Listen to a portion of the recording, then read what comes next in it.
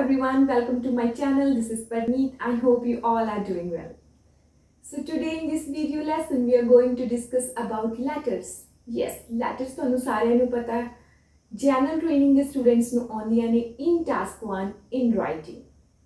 Letters ਦੀ ਜੇ ਮੈਂ ਗੱਲ ਕਰਾਂ ਕਈ ਸਟੂਡੈਂਟਸ ਨੂੰ ਬਹੁਤ ਸਿੰਪਲ ਲੱਗਦੀਆਂ ਨੇ ਕਿ ਲੈਟਰਸ ਨੇ ਲੈਟਰਸ ਦਾ ਕੀ ਹੈ ਲੈਟਰ ਤਾਂ ਅਸੀਂ ਲਿਖ ਹੀ ਲਵਾਂਗੇ but at the same time most of the students find it difficult and ਤੁਹਾਨੂੰ ਸਾਰਿਆਂ ਨੂੰ ਲੈਟਰਸ ਲਿਖਦੇ ਟਾਈਮ ਵੀ ਉਨਾ ਹੀ ਕੌਨਸ਼ੀਅਸਲੀ ਬੈਠਣਾ ਪਏਗਾ ਉਨਾ ਹੀ ਧਿਆਨ ਦੇਣਾ ਪਏਗਾ ਜਿੰਨਾ ਤੁਸੀਂ ਦਿੰਦੇ ਹੋ when you are writing your task 2 ਐਸੇ ਰਾਈਟਿੰਗ ਕਰਦੇ ਹੋ ਹੁਣ ਲੈਟਰਸ ਦੀ ਅਗਰ ਆਪਾਂ ਗੱਲ ਕਰੀਏ ਤਾਂ ਮੈਂ ਤੁਹਾਨੂੰ ਇੱਥੇ ਦੱਸੂੰਗੀ ਇੰਪੋਰਟੈਂਟ ਟਿਪਸ ਔਰ I must say few of the important points which you must consider before starting your preparation ਇਹ ਸਾਰੀਆਂ ਟਿਪਸ ਨੂੰ ਇਹ ਸਾਰੇ ਪੁਆਇੰਟਸ ਨੂੰ ਜੇ ਤੁਸੀਂ ਧਿਆਨ ਵਿੱਚ ਰੱਖੋਗੇ ਤਾਂ ਡੈਫੀਨੇਟਲੀ ਗਾਇਜ਼ ਤੁਸੀਂ ਲੈਟਰ ਰਾਈਟਿੰਗ ਦੇ ਵਿੱਚ ਅਚੀਵ ਕਰ ਸਕਦੇ ਹੋ full band not only your desired band score but your full band score because letter writing simple ਤਾਂ ਹੈਗਾ ਬਟ ਨਾਲ ਕੀ ਹੈ ਥੋੜਾ ਜਿਹਾ ਟ੍ਰਿਕੀ ਵੀ ਹੈ clear so without wasting any time let's get started number 1 point the first and foremost point ਕੀ ਹੈ ਸਭ ਤੋਂ ਪਹਿਲਾਂ ਤੁਹਾਨੂੰ ਪਤਾ ਹੋਣਾ ਚਾਹੀਦਾ ਹੈ ਤੁਹਾਨੂੰ ਆਈਡੈਂਟੀਫਾਈ ਕਰਨਾ ਆਉਣਾ ਚਾਹੀਦਾ ਹੈ ਕਿ which is the type of the letter ਹੁਣ ਲੈਟਰ ਤਿੰਨ ਟਾਈਪਸ ਦੀਆਂ ਹੁੰਦੀਆਂ ਨੇ formal letter semi formal letter and informal letter ਜਿਵੇਂ ਤੁਹਾਡੇ ਕੋਲ ਇੱਕ ਲੈਟਰ ਦੀ ਸਟੇਟਮੈਂਟ ਆਈ ਕੁਐਸਚਨ ਆਇਆ ਤਾਂ ਤੁਹਾਨੂੰ ਉਹਨੂੰ ਦੇਖ ਕੇ ਸਮਝ ਆਣਾ ਚਾਹੀਦਾ ਹੈ which is the type of the letter ਹੈ ਨਾ ਲੈਟਰ ਦੀ ਕਿਹੜੀ ਟਾਈਪ ਹੈ in which category it falls whether it is a formal semi formal or informal letter ਹੁਣ ਇਹਨਾਂ ਨੂੰ ਆਪਾਂ ਰੈਕਗਨਾਈਜ਼ ਕਿਵੇਂ ਕਰਾਂਗੇ ਕਲੀਅਰ ਸਭ ਤੋਂ ਪਹਿਲਾਂ ਜਿਹੜੀ ਫਾਰਮਲ ਲੈਟਰ ਹੁੰਦੀ ਹੈ ਉਹ ਲੈਟਰ ਕਿਸ ਨੂੰ ਲਿਖੀ ਜਾਂਦੀ ਹੈ ਫਾਰਮਲ ਲੈਟਰ ਆਪਾਂ ਲਿਖਦੇ ਹਾਂ ਇੱਕ ਅਨਨੋਨ ਪਰਸਨ ਨੂੰ ਮੀਨਸ ਉਸ ਪਰਸਨ ਨੂੰ ਜਿਹਨੂੰ ਆਪਾਂ ਹਾਲੇ ਤੱਕ ਨਹੀਂ ਮਿਲੇ ਅਸੀਂ ਉਸ ਨੂੰ ਡਾਇਰੈਕਟਲੀ ਨਹੀਂ ਜਾਣਦੇ ਐਂਡ ਉਹ ਬੰਦਾ ਨਾਲ ਕੀ ਹੈ ਹਾਇਰ ਡੈਜ਼ਿਗਨੇਸ਼ਨ ਤੇ ਹੈ ਐਂਡ ਪ੍ਰੋਫੈਸ਼ਨਲ ਹੈ ਠੀਕ ਹੈ ਇਸ ਤਰ੍ਹਾਂ ਦੀ ਕੋਈ ਵੀ ਕੈਟੇਗਰੀ ਜਿਹੜੀ ਵੀ ਆਏਗੀ ਲੈਟਰਸ ਦੀ ਉਹ ਫਾਲ ਕਰੇਗੀ under formal letter then what about semi formal letters semi formal letters ਜਿਹੜੀਆਂ ਹੁੰਦੀਆਂ ਉਹ ਅਸੀਂ ਉਸ ਪਰਸਨ ਨੂੰ ਲਿਖਦੇ ਹਾਂ ਜਿਹੜਾ ਹੈਗਾ ਹਾਇਰ ਡੈਜ਼ਿਗਨੇਸ਼ਨ ਤੇ ਹੈ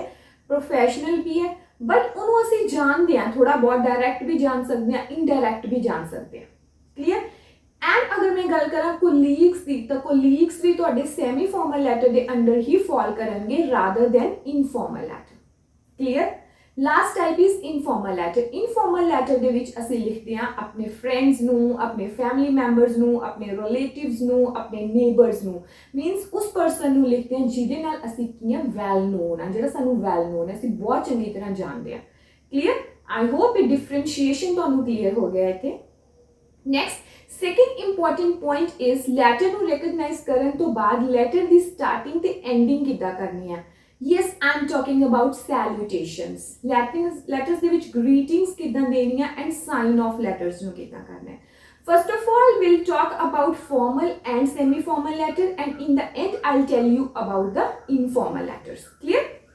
तो formal and semi-formal letter ਦੀ ਤੁਸੀਂ greetings ਤੇ sign off ਕਿੱਦਾਂ ਕਰਨਾ ਹੈ ਜੇ formal letter ਆਏਗੀ then ਤੁਸੀਂ start ਕਰੋਗੇ dear sir or madam clear ਤੁਸੀਂ ਦੋਨੋਂ ਵੀ ਲਿਖ ਸਕਦੇ ਹੋ sir and madam ਜਾਂ ਫਿਰ ਤੁਸੀਂ dear sir ਲਿਖੋ ਜਾਂ dear madam ਲਿਖੋ ਜੇ ਤੁਹਾਨੂੰ clear ਨਹੀਂ ਹੈ ਕਿ ਕਿਸ ਨੂੰ ਲਿਖਣੀ ਹੈ means male ਨੂੰ ਲਿਖਣੀ ਹੈ ਜਾਂ female ਨੂੰ ਲਿਖਣੀ ਹੈ and sometimes ਜਦੋਂ ਆਪਣੇ ਕੋਲ question बुकलेट आंदी है उत्थे ही लिखा हुंदा you could start as or start writing as dear sir या dear sir or madam फिर तुसी उस सेम वे दे नाल exactly same लिख देना अपनी आंसर शीट ते clear and semi formal letter नु तुसी किवें स्टार्ट करोगे dear या तो तुसी उत्ते फर्स्ट नेम लिख दोगे बंदे दा या फिर लास्ट नेम लिख दोगे for instance dear Mr Smith dear Mr Brown dear Mr Sam dear Mrs Kate इस तरीके नाल लिख सकते हो एंडिंग ਦੇ ਵਿੱਚ ਫਾਰਮਲ ਲੈਟਰ ਦੇ ਵਿੱਚ ਤੁਸੀਂ ਸਿੱਧਾ ਲਿਖ ਕੇ ਆਓਗੇ yours faithfully then your full name as my name is Parneet Kaur I'll write yours faithfully and then Parneet Kaur clear semi formal letter ਦੇ ਵਿੱਚ ਤੁਸੀਂ ਲਿਖ ਸਕਦੇ ਹੋ with regards or yours sincerely then ਅਗਰ name ਦੀ ਗੱਲ ਕਰੀਏ name ਤੁਸੀਂ full ਵੀ ਲਿਖ ਸਕਦੇ ਹੋ ਆਪਣਾ first name ਵੀ ਲਿਖ ਸਕਦੇ ਹੋ ਜੇ ਤੁਸੀਂ ਉੱਪਰ dear ਬੰਦੇ ਦਾ ਲਾਸਟ ਨੇਮ ਲਿਖਿਆ ਤਾਂ ਐਂਡ ਦੇ ਵਿੱਚ ਤੁਸੀਂ ਆਪਣਾ ਫੁੱਲ ਨੇਮ ਲਿਖੋਗੇ ਜੇ ਉੱਪਰ ਤੁਸੀਂ ਡੀਅਰ ਮਿਸਟਰ ਸੈਮ ਫਰਸਟ ਨੇਮ ਲਿਖਿਆ ਤਾਂ ਐਂਡ ਦੇ ਵਿੱਚ ਤੁਸੀਂ ਯੂਅਰ ਸਿੰਸੀਅਰਲੀ ਪਰਨੀਤ ਇਦਾਂ ਵੀ ਸਿੰਪਲ ਲਿਖ ਸਕਦੇ ਹੋ ਕਲੀਅਰ ਹੁਣ ਜਦੋਂ ਐਂਡਿੰਗ ਤੇ ਸਟਾਰਟਿੰਗ ਦੀ ਗੱਲ ਆਉਂਦੀ ਹੈ ਉੱਥੇ ਇੱਕ ਹੋਰ ਬਹੁਤ ਚੀਜ਼ ਇੰਪੋਰਟੈਂਟ ਹੈ ਜਿਹੜੀ ਬਹੁਤ ਕ੍ਰੂਸ਼ੀਅਲ ਰੋਲ ਪਲੇ ਕਰੇਗੀ। What is that? Yes, that is ਪੰਕਚੁਏਸ਼ਨ। ਪੰਕਚੁਏਸ਼ਨ ਨਾਲ ਤੁਸੀਂ ਪਲੇ ਕਰਨਾ ਹੈ ਸਾਰੀਆਂ ਲੈਟਰਸ ਦੇ ਵਿੱਚ। ਪੰਕਚੁਏਸ਼ਨ ਨੂੰ ਤੁਸੀਂ ਬਿਲਕੁਲ ਵੀ ਨੈਗਲੈਕਟ ਨਹੀਂ ਕਰਨਾ। ਜੇ ਤੁਸੀਂ ਪੰਕਚੁਏਸ਼ਨ ਨੂੰ ਉੱਥੇ ਨੈਗਲੈਕਟ ਕਰਨਾ, because ਪੰਕਚੁਏਸ਼ਨ is the only thing which examiners are looking, है ना। एग्जामिनर देख रहे हैं कि ਤੁਹਾਨੂੰ ਉਹ ਚੀਜ਼ ਆਉਂਦੀ ਹੈ ਜਾਂ ਨਹੀਂ ਆਉਂਦੀ। ਹੁਣ ਅਸੀਂ ਡੀਅਰ ਸਰ ਮੈਡਮ ਤੋਂ ਬਾਅਦ ਕੌਮਾ ਪਾਉਣਾ ਭੁੱਲ ਹੀ ਜਾਂਦੇ ਆ। ਐਂਡ ਦੇ ਵਿੱਚ ਯੋਰ ਸਿੰਸੀਅਰਲੀ ਯੋਰਸ ਫੇਥਫੁਲੀ ਤੋਂ ਬਾਅਦ ਕੌਮਾ ਪਾਉਣਾ ਭੁੱਲ ਜਾਂਦੇ ਆ। ਕਲੀਅਰ? ਇਦਾਂ ਨਹੀਂ ਕਰਨਾ। ਪੰਕਚੁਏਸ਼ਨ ਦਾ ਵੀ ਤੁਸੀਂ ਓਨਾ ਹੀ ਧਿਆਨ ਰੱਖਣਾ ਜਿੰਨਾ ਕੰਟੈਂਟ ਦਾ ਰੱਖੋਗੇ। Clear? Third important point is ਅੱਗੇ ਆਉਂਦੀ ਹੈ introduction. How to write effective introduction in letters. Introduction ਦੇ ਵਿੱਚ ਪਹਿਲਾਂ ਤਾਂ ਫਾਲਤੂ ਦੀ ਕੋਈ ਗੱਲ ਨਹੀਂ ਲਿਖਣੀ ਹੁੰਦੀ। ਆਪਾਂ ਇੰਟਰੋਡਕਸ਼ਨ ਦੇ ਵਿੱਚ ਸਟਾਰਟ ਕਰਦੇ ਹਾਂ, ਸਿੱਧਾ ਗ੍ਰੀਟਿੰਗਸ ਦਿੰਦੇ ਹਾਂ ਐਂਡ ਵੀ ਐਕਸਪਲੇਨ ਦਾ ਪਰਪਸ ਆਫ ਰਾਈਟਿੰਗ। ਆਪਾਂ ਉੱਥੇ ਹੀ ਐਗਜ਼ਾਮੀਨਰ ਨੂੰ ਕਲੀਅਰ ਕਰਾਂਗੇ that why we are writing this letter, ਜਿਹੜਾ ਕਿ ਸਾਨੂੰ ਸਟੇਟਮੈਂਟ ਦੇ ਵਿੱਚ ਕਲੀਅਰ ਕੱਟ ਮੈਂਸ਼ਨ ਹੁੰਦਾ। ਠੀਕ ਹੈ? ਐਂਡ ਉਹਨੂੰ ਇਦਾਂ ਹੀ ਉਠਾ ਕੇ ਕਾਪੀ ਪੇਸਟ ਨਹੀਂ ਕਰ ਦੇਣਾ, ਉਹਨੂੰ ਕੀ ਕਰਨਾ? ਪੈਰਾਫਰੇਜ਼ ਕਰਨਾ ਇਜ਼ ਮਸਟ। फॉर्मल लैटर्स ਦੇ ਵਿੱਚ ਤੁਸੀਂ ਸਟਾਰਟ ਕਰ ਸਕਦੇ ਹੋ greetings, then exclamation sign ਲਗਾ ਸਕਦੇ ਹੋ। then this letter has been written to you, I am writing this letter, I am penning down this epistle, ਇਸ ਤਰੀਕੇ ਨਾਲ ਤੁਸੀਂ ਲਿਖ ਸਕਦੇ ਹੋ। ਸੈਮੀ ਫਾਰਮਲ ਲੈਟਰ ਨੂੰ ਤੁਸੀਂ ਸਿੱਧਾ ਲਿਖ ਸਕਦੇ ਹੋ this letter has been written to you inform about, this letter has been written to apprise you, this letter has been written to show my grievance, ਹੈ ਨਾ। ਇਸ ਤਰੀਕੇ ਨਾਲ ਤੁਸੀਂ ਲਿਖ ਸਕਦੇ ਹੋ। ਕਲੀਅਰ? ਅੱਗੇ ਕੀ ਕਰਨਾ? ਨੈਕਸਟ ਲਾਈਨ ਦੇ ਵਿੱਚ ਤੁਸੀਂ ਪਰਪਸ ਆਫ ਰਾਈਟਿੰਗ ਐਕਸਪਲੇਨ ਕਰਨਾ, ਮੀਨਸ ਕਿਉਂ ਲਿਖ ਰਹੇ ਹੋ, ਜਿਹੜਾ ਵੀ ਕੋਈ ਟਾਈਟਲ ਹੈ। ਠੀਕ ਹੈ? Suppose about the new shopping plaza, ਜੇ ਗ੍ਰਾਈਵੀਐਂਸ ਹੈ ਤਾਂ ਕਿਸੇ ਦੀ ਕੋਈ ਨੋਇਜ਼ ਪ੍ਰੋਡਿਊਸ ਹੋ ਰਹੀ ਹੈ ਉਹਦੀ ਕੰਪਲੇਨ ਕਰ ਰਹੇ ਹੋ, ਜਾਂ ਫਿਰ ਕੁਝ ਪੁੱਛ ਰਹੇ ਹੋ about the examination, to enquire about the examination. ਇਸ ਤਰੀਕੇ ਨਾਲ ਤੁਸੀਂ ਉੱਥੇ ਹੀ ਪਰਪਸ ਕਲੀਅਰ ਕਰ ਦੇਣਾ। ਇਸ ਤੋਂ ਜ਼ਿਆਦਾ ਤੁਸੀਂ ਹੋਰ ਕੁਝ ਨਹੀਂ ਲਿਖਣਾ। Next important point is to write effective BPs। ਹੁਣ BPs ਕਿਵੇਂ ਆਉਂਦੇ ਆ? BP1 BP2 ਤੁਸੀਂ 2 BPs ਬਣਾ ਕੇ ਆਉਣੇ ਆ। ਟੋਟਲ ਉੱਥੇ ਤੁਸੀਂ ਲਿਖ ਕੇ ਆਓਗੇ 4 ਪੈਰਾਗ੍ਰਾਫਸ। ਠੀਕ ਹੈ? ਇਹ ਨਹੀਂ ਤੁਸੀਂ 3 ਪੈਰਾਗ੍ਰਾਫਸ ਲਿਖ ਕੇ ਆ ਰਹੇ ਹੋ, ਤੁਸੀਂ 4 ਪੈਰਾਗ੍ਰਾਫਸ ਲਿਖ ਕੇ ਆਓਗੇ। ਤੁਸੀਂ 3 ਪੈਰਾਗ੍ਰਾਫਸ ਦੇ ਨਾਲ ਨਾਲ ਐਂਡ ਦੇ ਵਿੱਚ ਕਲੋਜ਼ਿੰਗ ਲਾਈਨ ਫਿਰ ਤੁਹਾਨੂੰ ਅਲੱਗ ਤੋਂ ਦੇਣੀ ਪਏਗੀ ਜੇ 3 ਪੈਰਾਗ੍ਰਾਫਸ ਬਣਾ ਰਹੇ ਹੋ, ਜਾਂ ਫਿਰ ਤੁਸੀਂ 5 ਪੈਰਾਗ੍ਰਾਫਸ ਵੀ ਬਣਾ ਸਕਦੇ ਹੋ ਛੋਟੇ ਛੋਟੇ। ਇਟ ਡਿਪੈਂਡਸ, ਤੁਹਾਡੇ ਟਾਈਮ ਤੇ ਡਿਪੈਂਡ ਕਰਦਾ, ਤੁਹਾਡੀ ਰਾਈਟਿੰਗ ਤੇ ਡਿਪੈਂਡ ਕਰਦਾ। And yes it also depends on the bullet points ਕਿ ਤੁਹਾਨੂੰ ਪੁਆਇੰਟਸ ਕਿੰਨੇ ਪੁੱਛੇ ਆ, 3 ਪੁੱਛੇ ਆ, 4 ਪੁੱਛੇ ਆ। BP1 ਦੇ ਵਿੱਚ ਹਮੇਸ਼ਾ ਤੁਸੀਂ ਫਸਟ ਵਾਲਾ ਪੁਆਇੰਟ ਐਕਸਪਲੇਨ ਕਰੋਗੇ। ਟਰਾਈ ਕਰੋ ਉਹਨਾਂ ਨੂੰ ਤੁਸੀਂ ਸੀਕੁਐਂਸ ਦੇ ਵਿੱਚ ਐਕਸਪਲੇਨ ਕਰੋ। ਠੀਕ ਹੈ? BP1 ਦੇ ਵਿੱਚ ਇੰਪੋਰਟੈਂਟ ਪੁਆਇੰਟਸ ਤੁਸੀਂ ਐਕਸਪਲੇਨ ਕਰੋਗੇ। ਇਹ ਨਹੀਂ ਕਿ ਫਸਟ ਪੁਆਇੰਟ ਅਲੱਗ ਹੈ, ਸੈਕੰਡ ਪੁਆਇੰਟ ਅਲੱਗ ਹੈ, ਮਿਕਸ ਮੈਚ ਨਹੀਂ ਕਰ ਦੇਣਾ। ਜੇ ਕੰਟਰਾਸਟਿੰਗ ਪੁਆਇੰਟਸ ਨੇ ਤਾਂ ਉਹਨਾਂ ਨੂੰ ਇੱਕ BP ਦੇ ਵਿੱਚ ਨਹੀਂ ਲਿਖਣਾ। ਇਹ ਚੀਜ਼ਾਂ ਛੋਟੀਆਂ ਛੋਟੀਆਂ ਨੇ ਬਟ ਮੈਟਰ ਬਹੁਤ ਕਰਨਗੇ, ਇਹਨਾਂ ਦਾ ਤੁਸੀਂ ਪ੍ਰੋਪਰ ਧਿਆਨ ਰੱਖਣਾ ਉੱਥੇ। ਠੀਕ ਹੈ? Last is your closing line. ਹੁਣ ਤੁਸੀਂ ਕਲੋਜ਼ਿੰਗ ਲਾਈਨ ਕਿਵੇਂ ਦੋਗੇ when it comes to formal letters? Formal letter ਦੇ ਵਿੱਚ ਕਲੋਜ਼ਿੰਗ ਲਾਈਨ ਆਪਾਂ ਕਿਵੇਂ ਦੇਵਾਂਗੇ? It is anticipated by me, it is being anticipated, or I anticipate, and I suggest, ਇੱਥੇ ਮੈਂ suggest ਕਰੂੰਗੀ ਕਿ ਤੁਸੀਂ active voice I anticipate ਦੀ ਜਗ੍ਹਾ passive voice ਦਾ use ਕਰੋ, then your letter will become very impressive. It is being anticipated by me, ਇੱਦਾਂ that you will give a thought to my idea.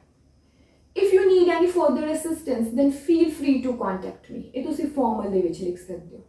Semi formal ਦੇ ਵਿੱਚ ਤੁਸੀਂ ਸਿੱਧਾ ਲਿਖ ਸਕਦੇ ਹੋ it is being anticipated by me, you will give a thought to my idea. ਉਹਦੇ ਵਿੱਚ ਤੁਸੀਂ ਸਿੱਧਾ ਐਂਡਿੰਗ ਕਰ ਸਕਦੇ ਹੋ। ਨੈਕਸਟ ਐਂਡ ਤੇ ਸਾਈਨ ਆਫ ਕਿਵੇਂ ਕਰਨਾ ਉਹ ਆਪਾਂ ਪਹਿਲਾਂ ਹੀ ਡਿਸਕਸ ਕਰ ਚੁੱਕੇ ਹਾਂ। ਕਲੀਅਰ? ਸੋ ਆਈ ਹੋਪ ਤੁਹਾਨੂੰ ਫਾਰਮਲ ਤੇ ਸੈਮੀ ਫਾਰਮਲ ਦੀ ਜਿਹੜੀ ਵੀ ਡਿਫਰੈਂਸ਼ੀਏਸ਼ਨ ਹੈ ਉਹ ਸਮਝ ਆ ਗਈ ਹੋਏਗੀ। Now moving to the informal letter. Informal letter ਮੈਂ ਆਲਰੇਡੀ ਤੁਹਾਨੂੰ ਦੱਸਿਆ ਕਿਹਨੂੰ ਲਿਖਦੇ ਆ, ਜਿਹੜਾ ਬੰਦਾ ਸਾਨੂੰ ਵੈਲ ਨੋਨ ਹੈ, like our friends, relatives, family members, ਸਾਡੇ ਕਜ਼ਨਸ, ਨੇਬਰਸ, ਕੋਈ ਵੀ ਹੋ ਗਿਆ। ਹੁਣ ਉਹਦੀ ਸਟਾਰਟਿੰਗ ਵੀ ਅਸੀਂ ਉੱਦਾਂ ਹੀ ਕਰਾਂਗੇ। ਸਟਾਰਟਿੰਗ ਅਸੀਂ ਸਿੱਧਾ ਡੀਅਰ ਸੈਮ, ਕੋਈ ਮਿਸਟਰ, ਮਿਸਿਸ, ਸਰ, ਮੈਡਮ ਕੁਝ ਲਿਖਣ ਦੀ ਲੋੜ ਨਹੀਂ। Dear Sam, dear Lina, dear Abhishek, dear Parneet, ਇਸ ਤਰੀਕੇ ਨਾਲ ਲਿਖੋਗੇ। Then you put a comma. ਫਿਰ ਸਟਾਰਟਿੰਗ ਇੰਟਰੋ ਦੇ ਵਿੱਚ ਤੁਸੀਂ ਕਿਵੇਂ ਕਰੋਗੇ? ਇੰਟਰੋ ਜਦੋਂ ਅਸੀਂ ਸਟਾਰਟ ਕਰਾਂਗੇ ਉੱਥੇ ਤੁਸੀਂ ਯੂਜ਼ ਕਰ ਸਕਦੇ ਹੋ I hope you are in a good health, ਹੈ ਨਾ। I found you in a good health, hope you are hale and hearty, I hope you are fit as a fiddle। ਕੋਈ ਵੀ idiomatic tone ਤੁਸੀਂ ਇੱਥੇ use ਕਰ ਸਕਦੇ ਹੋ। then explain the purpose of writing, ਤੁਸੀਂ ਕਿਉਂ ਲਿਖ ਰਹੇ ਹੋ। then same way BPs ਆਉਣਗੇ, BP1 BP2 ਦੇ ਵਿੱਚ ਤੁਸੀਂ ਲਿਖਣਾ ਹੈ। ਠੀਕ ਹੈ? ਐਂਡ ਦੇ ਵਿੱਚ ਤੁਸੀਂ ਉਹਦੀ ਕਲੋਜ਼ਿੰਗ ਕਿਵੇਂ ਕਰੋਗੇ? ਕਲੋਜ਼ਿੰਗ ਲਾਈਨ ਇਹਦੇ ਵਿੱਚ ਉਵੇਂ ਫਾਰਮਲ ਤਰੀਕੇ ਨਾਲ ਨਹੀਂ ਹੋਏਗੀ, ਤੁਸੀਂ ਸਿੱਧਾ ਲਿਖ ਸਕਦੇ ਹੋ hope to see you soon, hope to meet you soon, ਇਸ ਤਰੀਕੇ ਨਾਲ ਤੁਸੀਂ ਲਿਖ ਸਕਦੇ ਹੋ। I hope you will not miss the boat to meet me, ਇਸ ਤਰੀਕੇ ਨਾਲ ਲਿਖ ਸਕਦੇ ਹੋ। ਕਲੀਅਰ? ਐਂਡ ਦੇ ਵਿੱਚ ਸਾਈਨ ਆਫ ਕਿਵੇਂ ਕਰੋਗੇ? विद लव, योर्स लविंगली, अपना सिर्फ फर्स्ट नेम परनीत। क्लियर? तो ये डिफरेंशिएशन होगी जी, हल्की हल्की डिफरेंशिएशन है, but believe me guys it matters a lot जो तुम उत्ते परफॉर्म करके आओगे। ये छोटी छोटी चीज़ा ने which examiners are expecting from you guys कि तुम ये चीज़ें ठीक लिखियां या नहीं लिखियां, not only your content but ये चीज़ा भी वो मैटर करनगियां। क्लीयर?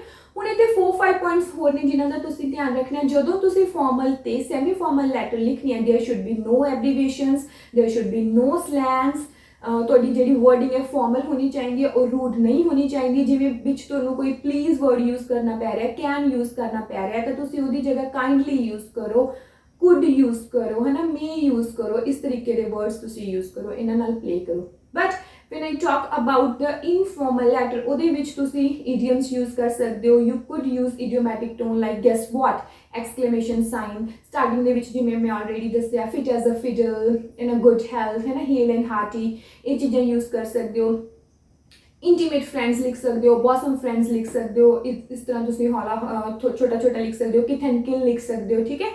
एब्रीवेशंस यूज कर सकते हो। Yes, in informal letter you are also allowed to use contractions as well, जिमें उधर तुम कैन नॉट आया तो कैन नॉट पूरा लिखना, इधर तुम कांट लिख सकते हो, ठीक है। एवें तुम प्ले करके आना इन्होंने चीज़ों के नाल। Next important point is your word limit and time constraints. हम तुहानूं पता टाइम कितना 20 मिनट्स ही मिलते हैं, but I recommend you guys कि इनू टास्क 1 फटाफट 15 मिनट्स के विच कंप्लीट करो। एंड इत्थे एक होर सुजैशन भी है, सब तो पहला तुसीं टास्क 1 ही कंप्लीट करो, ये नहीं कि पहला तुसीं टास्क 2 कंप्लीट कर रहे हो। जो टास्क 2 कंप्लीट करोगे कई बार उहदे विच अटक जाओगे, वो लैंदी चला जाएगा, फिर उत्थे होर स्ट्रैस बिल्ड होएगा कि हले मेरा टास्क 1 भी पिया। पहला टास्क 1 नूं फिनिश करो, उहनूं साइड ते करो, दैन स्टार्ट करो अपना टास्क 2 आराम दे नाल, ठीक है। वर्ड लिमिट सानू सारे नहीं पता, 150 वर्ड्स वो लिखते हैं, right at least 150 word, you should write at least 150 words, ये नहीं 150 वर्ड्स ही लिख के उत्थे आने हैं, you should write 180 to 200 in between, ठीक है। हुण उत्थे असीं गिन भी नहीं सकते, तो जदों तो ही प्रैक्टिस करनी स्टार्ट करनी है, ऑफिशियल शीट्स नूं डाउनलोड करो, उन्हां ते ही करो। जदों प्रैक्टिस करते हो, प्रिपरेशन करते हो, उदों तो वर्ड लिमिट काम करो, ताकि एक आइडिया हो सके कि इन्नी शीट दे विच, ये ऑफिशियल शीट है, एवें दी सेम शीट मैनूं पेपर दे विच मिलेगी, तो इन्नी वर्डिंग लिखूंगा तो यह 180 to 200 दे विच फॉल करेगी, कि उत्थे मेरे को काउंट करने का टाइम बिल्कुल भी नहीं होएगा। क्लीयर? सो आई होप तुहानूं डिफरेंशिएशन टाइप्स सारा कुछ किवें किवें करना, की डूज ने की डोंट्स ने सारे क्लीयर हो चुके हैं। फिर भी जो तुहानूं कोई डाउट्स ने, you are feel free to contact me, you are feel free to write down me in the comment section. Thank you so much, bye. And yes, I have a humble request, जे तुसीं हाले तक channel को subscribe नहीं किया, do subscribe to my channel and other video helpful है, knowledgeable है, press the like button. Thank you so much, bye.